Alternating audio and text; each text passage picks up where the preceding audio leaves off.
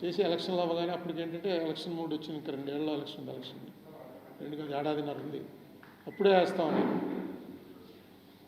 అప్పటి నుంచి పర్సూ చేస్తూనే ఉన్నాను నేను. కానీ తర్వాత జగన్మోహన్ రెడ్డి గారు అధికారంలోకి వచ్చారు.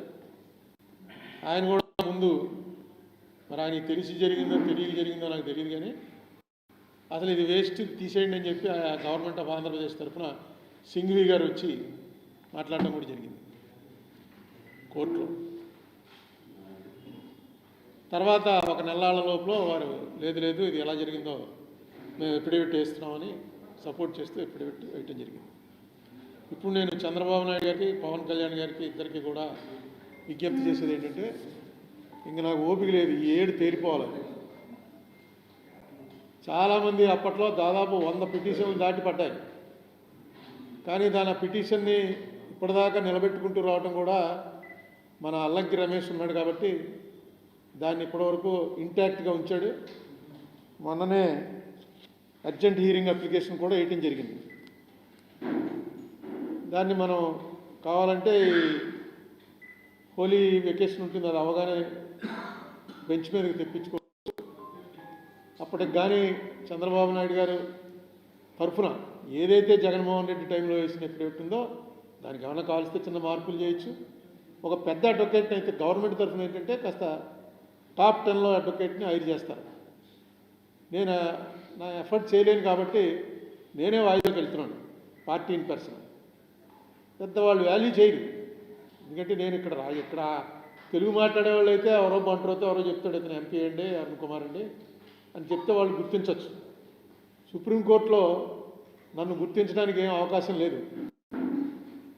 సో ఒక పెద్ద అడ్వకేట్, సీనియర్ అడ్వకేట్ వస్తే ఖచ్చితంగా టైం ఇస్తారు. ఇది సుప్రీంకోర్టు అది మంచి ఆనవాయితీయా చెడు ఆనవాయితీయా అన్న డీటెయిల్స్లోకి వెళ్ళంగానే సీనియర్ని పెట్టకుండా సుప్రీంకోర్టులో వినటం చాలా అరుదుగా జరుగుతుంది. జరిగాయి కానీ చాలా అరుదుగా జరుగుతుంది.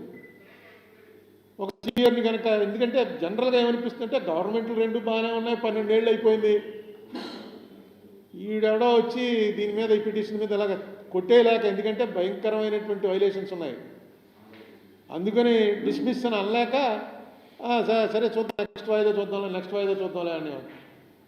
జగన్మోహన్ రెడ్డి పిటిషన్ వేసిన తర్వాత డేట్ ఇచ్చారు. డేట్ ఇచ్చి ఈ డేట్ని ఫైనలైజ్ చేసేద్దాం అనుకున్నాం. కానీ తర్వాత జగన్మోహన్ రెడ్డి వీళ్ళంతా మళ్ళీ 23 అంటే ఇంకా ఎలక్షన్ ఫేవర్లో పడిపోయారు.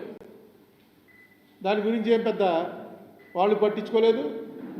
కోర్టు వారు కూడా నేను ఒక్కడే వెళ్తుంటే అక్కడ వెళ్ళి అంటే ఏంటంటారు, గట్టిగా రమేష్ చెప్తాడు, నువ్వే చెప్పాలి పార్టీ ఇన్ పర్సన్ కాబట్టి చెప్పు గట్టిగాను అని. ఎప్పుడైతే మనం direct violation of the constitution, article 100 violation అని గట్టిగా, అప్పుడు ఇంక వాళ్ళు డిస్మిస్ అని అనలేక ఓకే ఏది గవర్నమెంట్ తరఫున ఎవరు లేరా, వాయిదా ఇస్తున్నాం.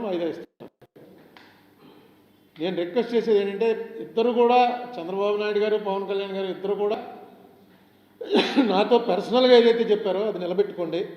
ఎందుకంటే దీంతో కనెక్టెడ్ మ్యాటర్స్. మనకి తెలంగాణ నుంచి దాదాపు 1,50,000 కోట్ల రూపాయల విలువైనటువంటి ఏవైతే 2 రాష్ట్రాలకి కలబడినటువంటి కలిసి ఉన్నటువంటివి కమర్షియల్లో ఇవి ఉన్నాయో, ఆర్టీసీ లాంటిది, ఇలాంటి కమర్షియల్ వాటిలో దగ్గర 1,40,000 కోట్ల దగ్గర రావాలని జగన్మోహన్ రెడ్డి వేసినటువంటి పిటిషన్లు, అందులో 52% మనది జనాభా ప్రాతిపదికన, అది క్లియర్గా యాక్ట్లో ఉంది. ఇది మనకి ఇప్పుడు ఎంత క్రైసిస్లో ఉన్నో ప్రతి మీటింగ్లో చెప్పుకుంటూ ఉంటాం. మనకి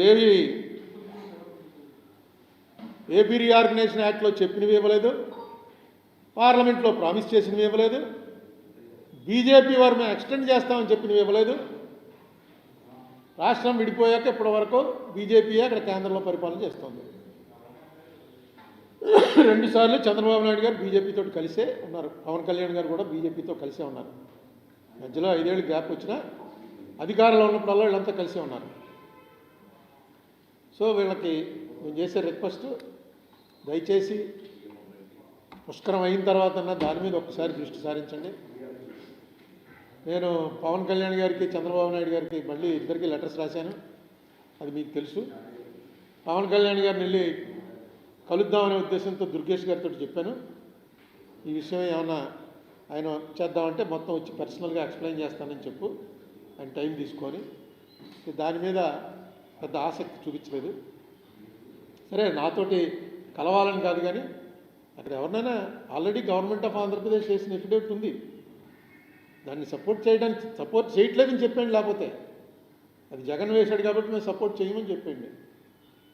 ఎందుకంటే జగన్ చేయనివన్నీ మీరు కంటిన్యూ చేస్తున్నారు. పెన్షన్లు కానీ, ఫీజు రియంబర్స్మెంట్ కానీ, అది రోజు చెప్తున్నారు. జగన్ కన్నా బాగా ఇస్తున్నాం, జగన్ ఇచ్చింది కన్నా వాళ్ళు 3,000 ఇస్తే మేము 4,000 ఇచ్చాం, వాళ్ళు ఇన్ని కోట్లు ఇస్తే మేము ఇన్ని కోట్లు ఇచ్చాం అని అవన్నీ బాగా చెప్తున్నప్పుడు ఇది కూడా జగన్ వేసిన దాంట్లో ఇక 4 పాయింట్లు వేయలేదు, మేము ఆ 4 పాయింట్లు కూడా వేస్తున్నాం, కోర్టు తేల్చండి మాకు జరిగిన అన్యాయం విషయమే అని చెప్పి అనొచ్చు. మరి ఎందుకంటలేదు? మీరు అన్న నిమిషంలో నేను ఉండను. పోనీ అరుణ్ కుమార్ వేసిన పిటిషన్లో మన సపోర్ట్ చేయటువంటి అన్నది కూడా కాదు. మీరు పిటిషన్ వేయగానే నేను మైనర్ అయిపోతాను, మీది మెయిన్ అయిపోతుంది. దయచేసి ఇది కన్సిడర్ చేయండి. 12 ఏళ్ల నుంచి అడుగుతున్నాను, 12 కాదు 10 ఏళ్ల నుంచి అడుగుతున్నాను. ఇప్పటికైనా దీన్ని జరిగి 12 ఏళ్ళు అయిపోయింది.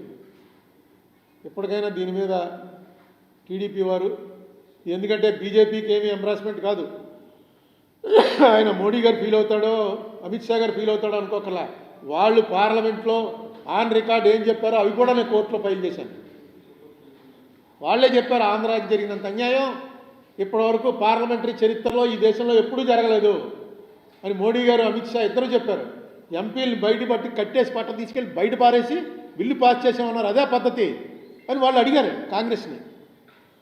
వాళ్ళిద్దరూ ఫుల్ సపోర్ట్లో ఉన్నారు. ఆ రోజు జరిగింది నేను చెప్పిన మాటల కన్నా పెద్ద మాటలతోటి లోక్సభలో, రాజ్యసభలో 2 సభల్లోనూ చాలా గట్టిగా చెప్పారు. నేను అవి కూడా వెంటనే తీసి కోర్టులో వేశాను. అందుకని మీరు వాళ్ళు ఎవరన్నా ఫీల్ అవుతారేమో, మన రిలేషన్స్ పాడవుతాయేమో అనుకోకలా, వాళ్ళు అన్న మాటలే,